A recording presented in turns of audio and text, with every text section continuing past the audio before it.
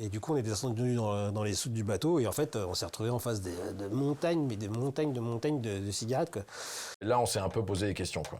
Mais après, je me suis dit, de toute façon, s'ils nous ont recueillis, c'est pour nous recueillir. Ils vont pas nous prendre pour nous recueillir, pour nous foutre par-dessus bord, quoi. Il est probable, effectivement, qu'il ait été jeté à la mer, jeté au requin.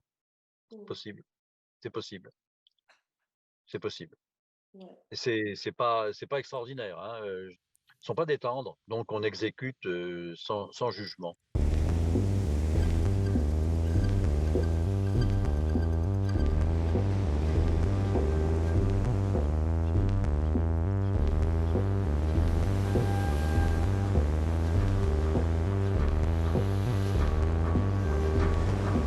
Dans l'épisode précédent, les 4 naufragés étaient sauvés par José Manuel Figueras, le capitaine d'un cargo. Le bout du lendemain, on se dit, bah tiens, c'est bizarre, il avance toujours pas, enfin, il fait pas une route pour aller vers quelque part, quoi. À un moment, on leur dit, mais vous faites quoi? Il nous dit, ah, tiens, on est pêcheurs. Alors, toi, avec Jean-Luc, Bébert, et puis même Jean-Bas, on est quand même pas des péchots de la semaine, quoi. Et on se dit, bah tiens, c'est bizarre, parce qu'il y a... Si c'était un casier, il y a aucun filin, il y a aucun casier, il y a pas de filet, il y a rien, il y a pas de, enfin, puis ça ressemble pas à un bateau de pêche, quoi. Puis plusieurs jours se passent et puis à un moment on se dit c'est quand même bizarre, on n'avance pas, quoi.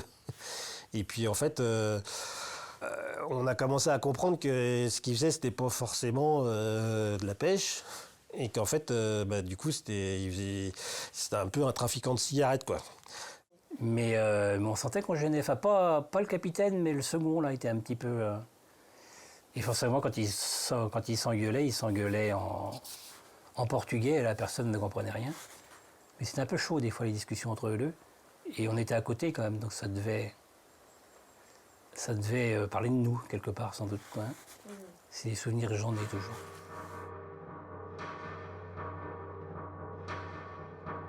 On est descendu dans la cale après, et là du coup on a entendu des voix se hausser, c'était un peu plus compliqué, quoi. Voilà. Là on s'est un peu posé des questions, quoi. Mais après je me suis dit, de toute façon s'ils nous ont recueillis, c'est pour nous recueillir. Ils vont pas nous prendre pour nous recueillir, pour nous foutre par-dessus bord, quoi. Voilà. Et puis on savait pas ce qu'ils faisaient, quoi. Après ils discutaient un petit peu, tout en portugais, le cuisseau derrière il pêchait un peu, c'était plutôt cool. À part si le second qui était un peu bizarre, quoi. Voilà, qui n'était pas le marin, quoi. Ça se voyait, c'était pas le marin, quoi. Voilà, il était là plus pour surveiller, pour faire autre chose, quoi. Voilà. Tant le capitaine, c'est le capitaine qui a pris les responsabilités, t'avais l'équipage et t'avais lui qui dénotait un peu, quoi. Pour y voir plus clair dans cette histoire de trafic, on a retrouvé Marc Févet. Dans les années 90, il a été agent de renseignement pour les douanes françaises. Sa vie mouvementée a inspiré le film Gibraltar de Julien Leclerc. En 1994, l'agent double est parfaitement intégré dans la mafia italienne à Gibraltar. Mais il est arrêté en Espagne et condamné au Canada pour trafic de stupéfiants. Comme les douanes françaises retournent leur veste et refusent de le soutenir, il passe 11 années en prison. Au Canada, puis en France. Aujourd'hui, à 76 ans, 15 ans après sa sortie de détention, il est chauffeur routier. Alors en 92, je devais aller charger une tonne de cocaïne au large de la Guyane française. Pour lui, ces tensions entre le second et le capitaine, c'est assez habituel dans ce genre d'opération. C'est tout ce qu'il y a de plus classique. En général, il y a toujours un homme qui accompagne la marchandise, c'est-à-dire un homme qui est responsable de la marchandise et qui est très souvent quelqu'un qui a été déplacé, envoyé là par les financiers, par les opérateurs, par ceux qui vont récolter les profits. Donc il y a un homme de confiance qui très souvent est armé et qui va sur le bateau pour sécuriser la marchandise. Et ça, c'est classique, c'est normal, c'est tout ce qu'il y a de plus normal. Et voilà, et puis à un moment, il dit, de toute façon, il nous explique, nous, on est des contrebandiers, on est là, on fait du trafic de cigarettes. Donc du coup, l'idée, c'est ça, il dit, écoutez, nous, on est là, on va vous aider, quoi. Donc du coup, la mer, à un moment, s'est calmée, mais vraiment, c'était calme-choc. Ils ont, c'est comme dans les films, c'est hallucinant, tu vois. Et donc ils ont stoppé les machines, et ils ont fait une sorte de fumée pour qu'on voit plus rien, quoi. Comme un brouillard artificiel, quoi.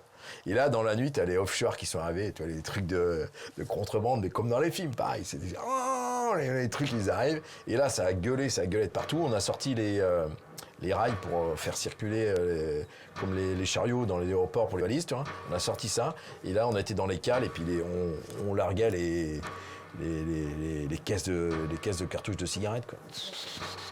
Et du coup, on était descendu dans les soutes du bateau et en fait, on s'est retrouvé en face de montagnes, mais des montagnes de cigarettes, quoi.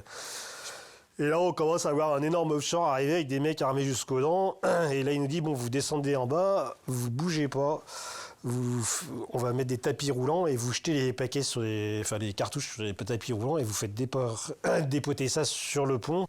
Et du coup, on a déchargé pendant toute une nuit. Et en fait, il manquait encore. On avait tellement. Parce qu'il y avait des allers-retours. Il y avait un qui était chargé. Il repartait, un qui était à vide. On rechargeait, et ainsi de suite. Ils se croisaient. Et je sais pas combien on en a fait. Hein. On en a fait un paquet. Et on n'a pas eu le temps de tout faire dans la nuit. Du coup, on a été obligé de attendre encore une nuit. Pour qu'il y ait une nouvelle fois la même opération. Et quand il n'y avait plus de cigarettes, après, on a fait route. Au Portugal, Antonio et Eric aussi nous ont confirmé que José Manuel n'était pas vraiment le capitaine d'un bateau de pêche. Je peux pas te parler parce que je sais pas, c'est un documentaire, mais tu commandes, parce que c'était un bateau de pêche. Un bateau de pêche, tout ça. Je faisais pas de la pêche, non, mais il pêchait. La pêche de Winston. Ok. La pêche de Winston. À ce stade, l'histoire semble se tenir. Des contrebandiers, des cigarettes et beaucoup de professionnalisme. Mais j'ai pas pu m'empêcher de rebondir sur ce souvenir d'hommes armés jusqu'aux dents. Il y avait fusil mitrailleur, si je me rappelle. Genre de truc, tu vois. Enfin, tu sens que les mecs, s'il y a les douanes qui viennent, ils ont pas envie de se laisser avoir, quoi. Et tu sens que c'est super organisé, donc... faut pas que ça parte en cacahuète parce que je pense que les mecs sont un peu chauds de la gâchette, quoi. Et nous, on était partis avec nos maillots de bain pour aller pas danser les vainés, mais pour un truc qui était pas du tout dans cet esprit-là, quoi. Nous, on était partis en vacances. On n'était pas allés porter des paquets de clopes sur des bateaux offshore où on n'a pas été payés d'ailleurs. On n'était pas trop à l'aise quand même. Parce que déjà, moi, de voir des mecs avec des flingues, c'est pas mon... Enfin, les flingues, c'est pas trop mon truc, quoi. Mais là, en plus, avec des mecs, tu te dis... Puis le capitaine, il dit, ouais, vous parlez pas, vous dites rien, parce que tu sentais qu'il était un peu inquiet de ce qui pouvait éventuellement nous arriver, parce que les mecs, ils auraient... Tu vois, s'ils étaient un peu chauds, tu te dis, il suffisait que tu tousses un peu de travers. Mais bon, ça s'est bien passé, puis du coup, voilà. Je pense que c'était des ballots de cartouches. Enfin, de mon souvenir, c'était des ballots de cartouches. Parce que tu vois, une cartouche, c'est ça. Je pense qu'il y avait, je dirais facilement 6 ou 9 paquets de cartouches dans une botte, quoi. C'était des caisses, des boîtes en carton de, je sais pas, de dizaines à peu près, une dizaine ou 20, je sais pas. Ok. Tu te souviens des marques? Ah, je pense, attends, Yay. Camel et les Winston, c'est les Winston qu'il y a le plus. Okay. Pour toi, il n'y avait que des cigarettes. Ah oui, la question se pose Aucun même pas. doute. Ah, aucun doute. Sûr et certain. Ah oui, sûr et certain. C'est leur job et ah oui, c'est sûr et certain. Ah oui, alors là, moi, ouais, sûr. Pour en avoir le cœur net, j'ai fait visionner à Marc Fievé les extraits que vous venez de voir. Et pour lui, il n'y a pas l'ombre d'un doute. À mon avis, en 92, des mitraillettes pour récupérer des cigarettes, ça me semble surréaliste. Je pense qu'il y avait autre chose. Je pense que c'est, de toute façon, le transbordement, ça se faisait sur le Portugal, si j'ai bien compris. Bon, donc c'est la Galicie, donc c'est l'arrivage de la coke, hein. Je veux dire, le Portugal, le nord Portugal, Viana do Castelo et la partie nord de l'Espagne, c'est vraiment un territoire fait pour réceptionner de la marchandise. Et ce sont pas uniquement des cigarettes. Alors, les cigarettes, effectivement, c'est peut-être ce qu'ils leur ont présente comme... Mais 7-8 paquets, non. En général, ce sont des cartons de 50 cartouches. C'est comme ça que ça se présente. C'est pas... Donc moi, je pense qu'éventuellement, c'était de la coke. D'accord. Et là, effectivement, ça se justifierait que des mecs soient armés et soient excessivement agressifs, dans le sens, il faut que ça se passe vite, etc., etc., etc., et donnant des ordres et attendant la nuit suivante pour continuer. Le contenu de ce chargement restera un mystère. En allant au Portugal, on espérait obtenir davantage d'indices sur cette précieuse marchandise. Mais José Manuel, la seule personne qui aurait pu nous en dire un peu plus, a disparu. Antonio et Flavio, son frère, ont perdu leur père en 1997, 5 ans après cette opération. Cecilia, la veuve de José Manuel, nous raconte qu'il est parti pour Gibraltar et qu'il n'est jamais revenu. Il avait 46 ans.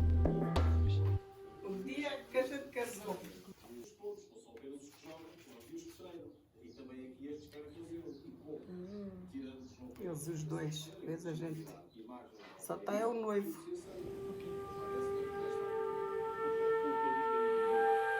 Pour Marc Fievet, il est possible que le capitaine ait été éliminé. Cette personne, Monsieur Figueras, qui part et qui dit à sa famille je vais à Gibraltar et ils l'ont jamais revu, il est probable effectivement qu'il ait été jeté à la mer, jeté au requin. C'est possible. C'est possible. C'est possible. Et c'est pas extraordinaire. Hein. Dès que vous commencez à contacter des gens qui sont dans ce business-là, il y a quand même, ils sont pas des tendres. Donc on exécute sans jugement. À l'époque, c'était quelque chose d'ordinaire. Cette hypothèse fait froid dans le dos. Alors j'ai rappelé la famille de José Manuel pour leur rapporter les propos de Marc Fievet. He told us that maybe he was eliminated by the guys he was working for. What do you think about it? Probably, or even the police. At the time, when we talked to the Spanish police, they were a little, they didn't talk much about it, and we got a little suspicious, Yeah, sure. The Spanish police? Suspicious, yeah. Okay, And the Portuguese police too. okay. They always seem very suspicious that they know something, but they wouldn't tell us. We had phone numbers from people that work with my father, and the phone numbers disappeared. You do think that your father's death has something to do with the illegal stuff he did in Gibraltar, right? Yeah. Okay. Yeah. Right. Or the police, or the guy they were working to, or one or another.